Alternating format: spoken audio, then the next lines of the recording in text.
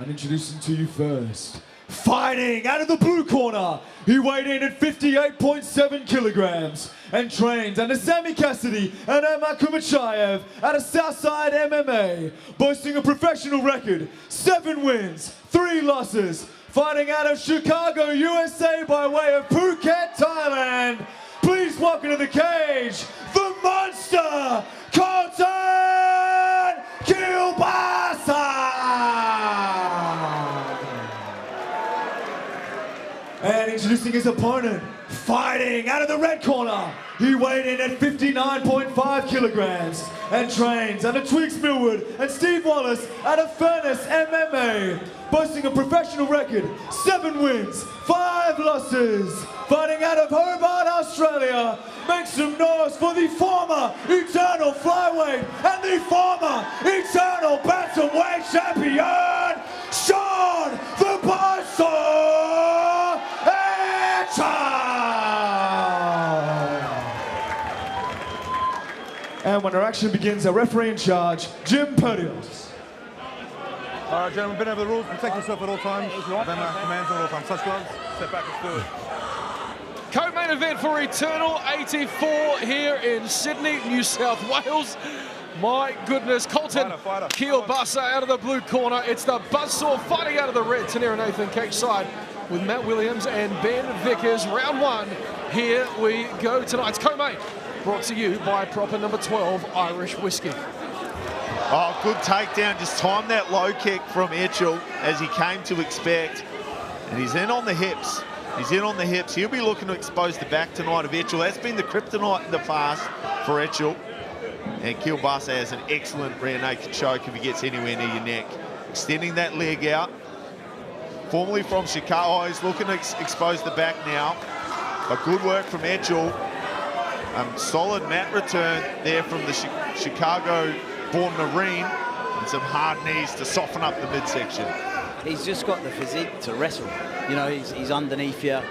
He doesn't have to level change that much. He's explosive. He's going to be a problem in tight. Etchell had the right idea, but he's just got to mix it up a little bit more and not let Colton get hold of his timing. Otherwise, he's going to have a hard night against the fence. Yeah, Sammy Cassidy in his corner is an excellent reader to fight. So he can break down a fighter and find gaps and holes where others might not. So he would have studied this one to the ends of the earth. I think it's pretty obvious that where both of these fighters want this fight to take place. It's just a case of whether Shaun can find some space in the octagon with this guy. He's gonna press it. One thing that we know is that the Buzzsaw, when he cranks up to 1,000 RPM, he can go all night. Can the Tasmanian? He can. He's got a gas tank for days. Doing well to negate the takedown attempt early here from Kielbasa, who did his wrestling out of Ohio State, so super high level wrestling. Finally gets it to the mat. And you look to turn the corner here in a second. I'm super impressed with Etchell's grappling. He's behind, but he's not letting Colton get anywhere. Well, you'd be hard-pressed to find anyone with the wrestling pedigree out of Ohio State like Colton Kielbasa. But you make mention the defense of the Buzzsaw proving to work in favor of Shaun, reversing position up against the fence now. Wrist control with the left hand from Etchell. And Etchell needs now to control the inside and exit. Control his exit and get away from this man and try and land some damage on the outside before he's back engaged in this stuff again. There's going to be a lot of this tonight. I think that underhook, that high underhook from Kielbasa was kind of keeping him locked in. But he needs a little bit more urgency, does Shaun Etchell, if he wants to get out of the wrestling exchanges with a determined young American with everything to prove here on foreign shores. Driving deep now on the hips with 2 minutes to play is Kielbasa. We're going to scoop up that angle. And he just needs to put his hips in the middle when he gets, pardon me, Etchell elevating his hips like that. Just slide his hips in between, and he takes away the ability for Etchell to put his feet back on the floor. There's an opportunity missed. Threatening the neck for Shaun Etchell. Deep chin strap, but potentially just trying to use that to get back up to his feet. We're going to pick up the single leg now. It's the American. We talk about Etchell having cardio for days and then being able to do this I have no doubt that Colton Kielbasa can wrestle 5-minute rounds in his sleep after a big night on the beers. You know, this is his bread and butter. Yeah, absolutely. And a former Marine too, so he's got that Marine work ethic. Another mat return now. A lot of takedowns now starting to tick up for Kielbasa. I like what Etchell's doing. He's trying to get a 2-on-1 grip on one wrist and just use that to be strong and get to better positions. Conor used this position well against the cage with Khabib for a couple of rounds. If he can just buy himself some time here, hold the wrists. He's doing all the right things, but Colton's a very good operator, and he's giving him no space to improve his position.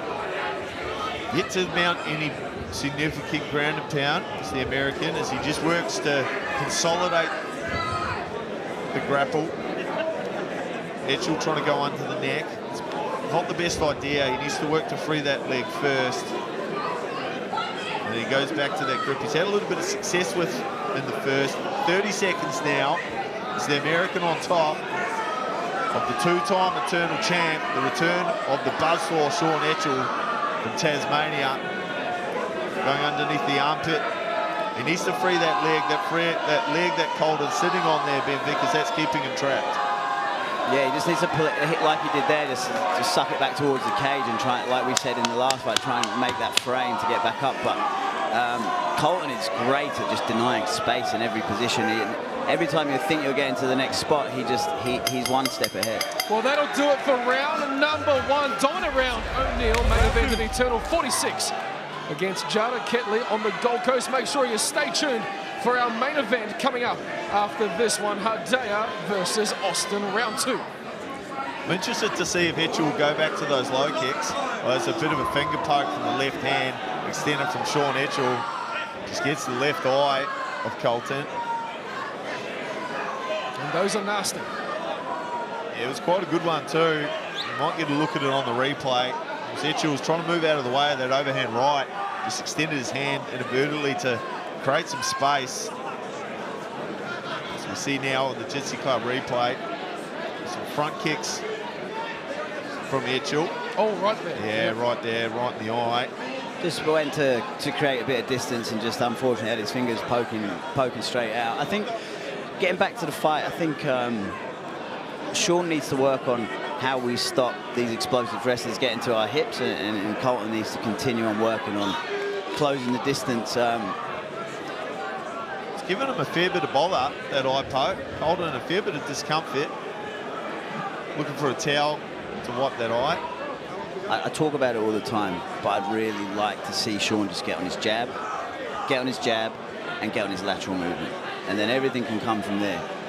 All the opportunities will come. Colton's going to come hard at some point. So for me, Shaun, if he can just get back on his jab, find a bit of space, and start getting some lateral movement going, and Colton just needs to continue what he's doing. He's had a very dominant first round that I don't think Shaun wouldn't have been expecting. Well, let's wait and see if he can do that. That eye poke proving to be a bit of a problem for Colton Kielbasa. I don't think there's any chance of a United States Marine veteran saying that he doesn't want to continue to fight. I think he's going to be okay. Yeah, he's got no quit in him. And it looks like we're good to go. The doctor exits the cage. And that little breather will do the little wrestler from Chicago some good. Back underway here in round 2. Swing and a miss from Etchell. Will he go back to the low kicks we will see? Just the jab.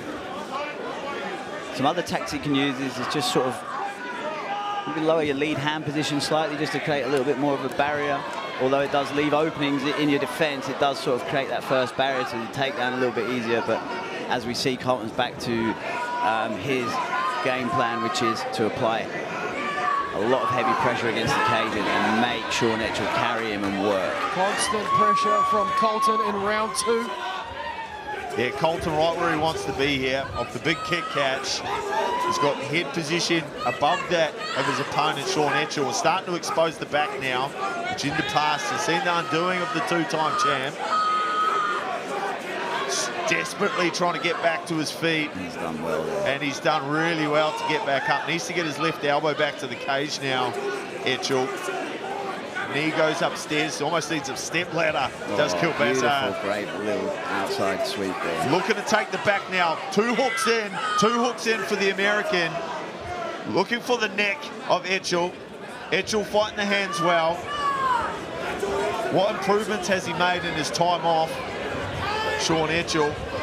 Now he's been working hard in the training room to fix up on the mistakes that seen him come unstuck in previous outings. Just trying to get that left hand free now is Kielbasa so he can attack the neck. He's got a lot of time to do it. 3 minutes to play. It wouldn't be unfair to say that Etchell's height in this fight is a disadvantage. Yeah, well, I agree. It's allowed the wrestler to get underneath his chin time and time again. And a short, compact body on his back now, wearing it like a Mac pack. And good hooks, but they're not actively trying to fight the hooks. Is Etchell, like him to see, trying to get over the right leg of Kielbasa.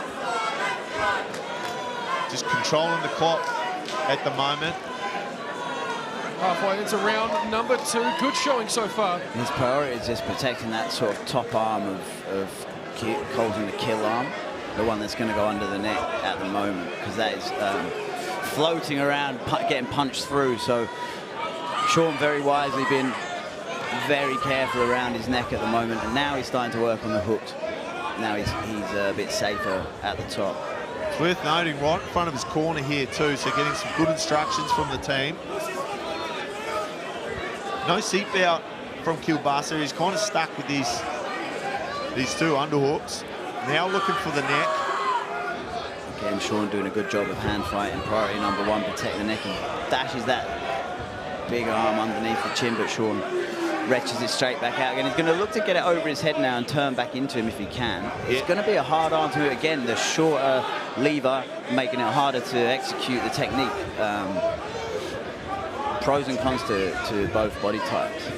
Minute 20 now, and it's been a big round so far for the American. Shaun could get his shoulders to the mats here, just next to the cage, and just take the danger of the choke away a little bit. So he could just shuffle his hips off there. There you go, 2-on-1 on the keel arm. It looks like it's starting to find its way under the chin. Oh, Shaun Etchell, no, he's done well. 2-on-1 there. But as we move into the final minute of round 2, it's sort of more of the same. You know, even with a slight edge of dominance in this round, it's going to be all or nothing for Shaun in the third. Yeah, just a bit, like a really good strategic performance so far from Colton Kielbasa. He showed wrestling dominance in the first round. Not a lot of damage was done, but just doing really well to control the clock. And once again here in the second, it's all the way of the American so far. There we go, good. Here's Shaun Etchell's now he's going to look for the explosive hit. He hasn't been able to quite get over the leg to give himself the room to turn. The grapevine's helping Colton keep Shaun there. But Shaun's managed to spin through, and he's got 15 seconds to work.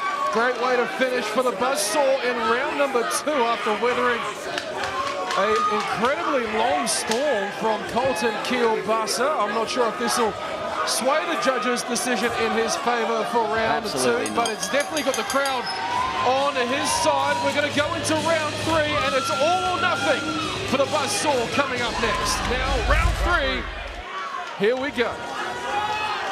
Round 3 underway, and the path to victory is clear for both lads. Etchell needs something big coming into the third. Kielbasa just needs a takedown where he can ride out the clock. I would say Coach Cassidy is very happy with what his student has output this evening. I'd say it's almost textbook to the game. But that being said, Etchell must have known what the game plan was coming in here. He must have been expecting to be on his back and be grappled. So he'll have trained for this too, and he'll have been through these scenarios where he needs to finish in the last round in training. Swing and a miss for the buzzsaw. Centre cage for Shaun Etchell now. The last time we saw him 8 months ago against Alan Philpott, he went down in that one, looking to turn the tables in round 3. He needs to finish here. Just getting a warning for pointing the fingers at the shorter opponent. For a strong warning from the referee there. The first time we've seen the American on the back foot, and a step cross just glides by his ear.